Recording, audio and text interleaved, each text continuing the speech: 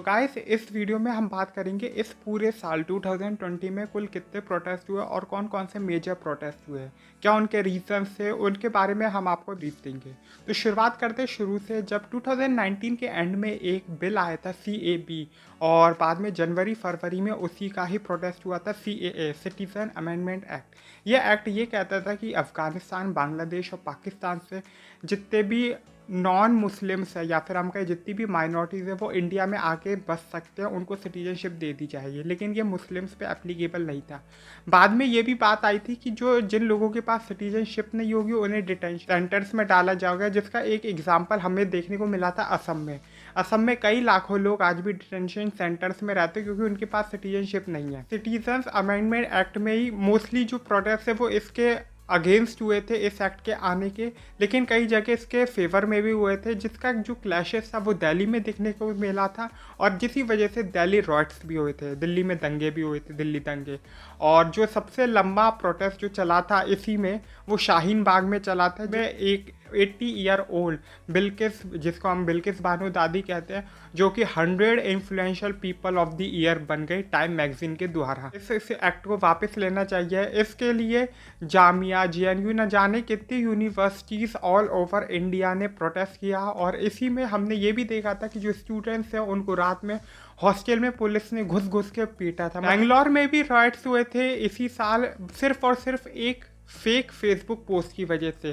Facebook post जो कि एक प्रॉफिट मोहम्मद से रिलेटेड था, जिसको इतनी बुरी तरीके से वायरल कर दिया गया था कि पूरे बेंगलोर में वे रात ही रात में दंगे हो गए थे। केरल में क्या हो रहा था एक्चुअली में, UAE का जो दुबई इंटरनेशनल एयरपोर्ट है और जो केरल का त्रिवनंतपुरम का जो एयरपोर्ट है, उधर से फ्लाइट्स आती थी और गोल्ड स्मगलिंग होती थी। मतलब बैग में गोल्ड भर के आता जाता रहता था, लेकिन कोई भी चेक नहीं करता था। मतलब सबको पता रहता था गोल्ड आता था, सबका कमीशन बटा हुआ था, जिस वजह से उसके खिलाफ भी प्रोटेस्ट हुआ था। सेफ मॉलम ये भी एक बहुत इम्पॉर्टेंट और काफ़ी फेमस प्रोटेस्ट रहा इस साल का। इस प्रोटेस्ट में क्या था एक्चुअली में, गोवा को एक कोल हब बनाने की तैयारी चल रही है। वो उधर की गवर्नमेंट सिर्फ और सिर्फ पैसे की लिए कर रही है, इकोनॉमिक इम्पोर्टेंस बढ़ाने के लिए। गोवा में जो है सेफ मॉलम नेशनल पार्क या स्वामी वाइल्ड लाइफ सेंचुरी के पेड़ काटे जाएंगे सिर्फ और सिर्फ 3 प्रोजेक्ट्स की वजह से। एक पावर ट्रांसमिशन लाइन, दूसरा जो हाईवे उसको डबल किया जाएगा, और जो तीसरा है वो रेलवे लाइन को डबल किया जाएगा। जिसकी वजह से रात ही रात में 3000 प्रोटेस्टर आए थे, जिनके खिलाफ FIR भी की और उन्हें अरेस्ट भी किया गया। और बहुत से लोगों ने ये कहा कि फॉरेन फंडिंग की वजह से हो रहा है, ये पेड़ काटे जाएंगे। लेकिन गोवा की गवर्नमेंट ने यह आश्वासन भी दिया कि हम उसके बदले में पेड़ लगाएंगे भी। जब ऐसे प्रोजेक्ट्स आते हैं तो डिफॉरेस्टेशन के बदले एफॉरेस्टेशन या रिफॉरेस्टेशन भी करना पड़ता है। अब गोवा का अगर आपने एरिया देखा हो तो गोवा के पास ज़मीन है ही नहीं, गोवा का एरिया इतना बड़ा है ही नहीं।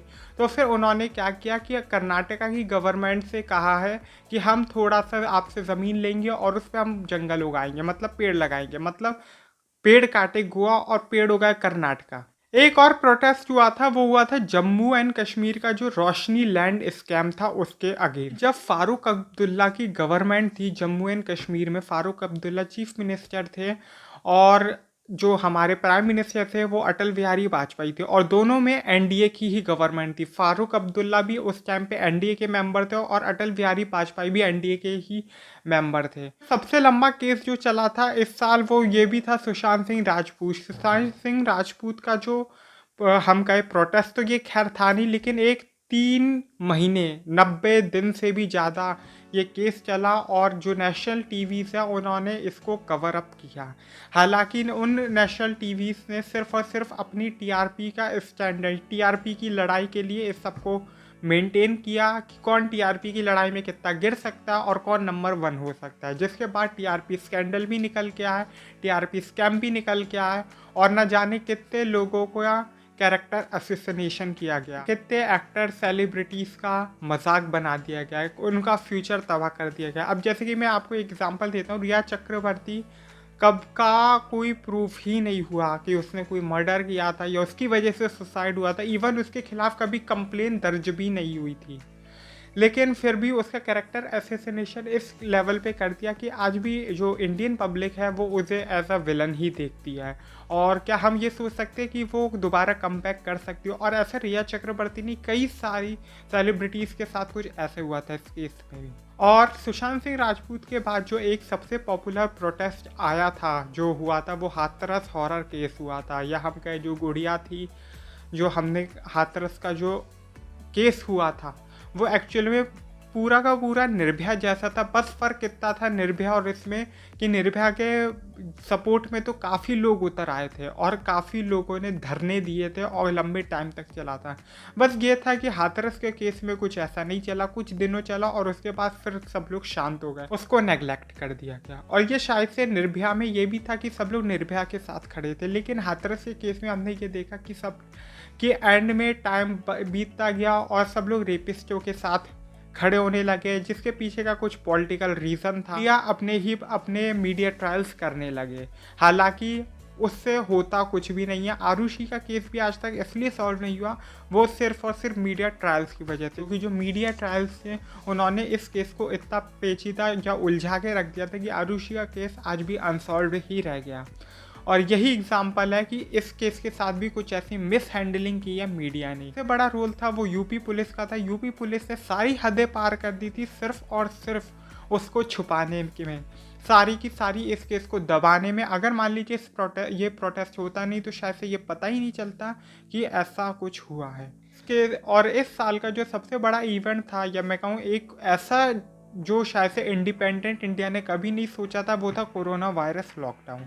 कोरोना वायरस के चलते लॉकडाउन लगा देगी और इंडिया इकलौता ऐसा देश है कि जहाँ पे हम कुछ 100 या हज़ारों में थे तब लॉकडाउन लगा देगी, और जब खोला गया जब हम लाखों में थे, और अब तो हम करोड़ों। आप खुद ही सोच सकते हो हम लोग कहाँ पर हैं। खैर, इसके रहते हुए ये एक अनप्लैंड था, क्योंकि मुझे नहीं पता किससे पूछा था, क्योंकि कई बार क्वेश्चन पूछा गया कि आपने राय किससे ली थी, क्या किसी कमेटी ने ये डिसाइड किया था, या फिर कई लोगों ने इसके ऊपर मीटिंग चली थी या चर्चा चली थी। आज तक कोई जवाब नहीं दिया गया। सिर्फ मन में आया कि लॉकडाउन लगा दो, पूरा देश, संपूर्ण भारत बंद कर दिया, जिसके रहते कई सारे लोगों ने सुसाइड कर लिया, क्योंकि जो हमारे डेली वेज वर्कर्स थे उनके पास काम नहीं मिल रहा था, रहने को के लिए पैसे नहीं थे, खाने के लिए पैसे नहीं थे। तो जो हज़ारों किलोमीटर दूर अपने गाँव घरों से रह रहे थे उन्होंने तो खैर सुसाइड कर लिया, और न जाने कितने लाखों करोड़ों लोगों का माइग्रेशन देखने को मिला। और यह पूरे वर्ल्ड में चर्चा का विषय बन गया था कि इंडिया का माइग्रेशन, लोग हज़ारों किलोमीटर पैदल चलने को तैयार थे, साइकिल पे लोग जा रहे थे अपना सामान, बोरिया बिस्तर लाद के वापस अपने गांव। शहर खाली हो रहे थे क्योंकि माइग्रेशन वापस अपनी तरफ जा रहे थे। एंड में मैं स्टूडेंट्स की भी बात कर ही लेता हूँ कि जो स्टूडेंट्स थे उन्होंने भी बहुत प्रोटेस्ट किया। स्टूडेंट्स ने प्रोटेस्ट किया क्योंकि रेलवे के एग्ज़ाम्स थे, फिर एसएससी के भी एग्ज़ाम्स थे जो पोस्टपोन होते गए, लेकिन अभी तक पता नहीं डेट्स आई हैं या एग्ज़ाम हो रहा है कि नहीं हो रहा है। 11th-12th के भी बच्चे, या फिर हम कहें 12th पास बच्चे भी इन प्रोटेस्ट में देखने को मिले थे। पोस्टपोन नीट जेई ट्रेंड किया ऑल ओवर इंडिया काफ़ी लंबे टाइम तक, जिसका जो सबसे बड़ा रीज़न था कि कोरोना वायरस लाखों में बहुत भयंकर तरीके से बढ़ रहा था। रोज़ हमारे लाखों केस आ रहे थे और उस वक्त इस एग्ज़ाम को कंडक्ट कराया गया था, जिसकी दलीलें ये भी दी गई थी कि इससे पहले 3 एग्ज़ाम हुए थे केरला में, कर्नाटका में और यूपी में, और कई सारे ऐसे बच्चे थे जिन्होंने ये 3 एग्ज़ाम भी दिए थे और बाद में नीट या जेई भी दिया था। और ये देखने को मिला था कि जो नीट या जेई देने वाले एग्ज़ाम थे वो कोरोना पॉजिटिव हो चुके थे, क्योंकि वो इन 3 एग्ज़ाम्स को दे चुके थे और इन 3 एग्ज़ाम्स में कोई भी सोशल डिस्टेंसिंग या फिर कोई भी नॉर्म्स फॉलो नहीं किया गया था।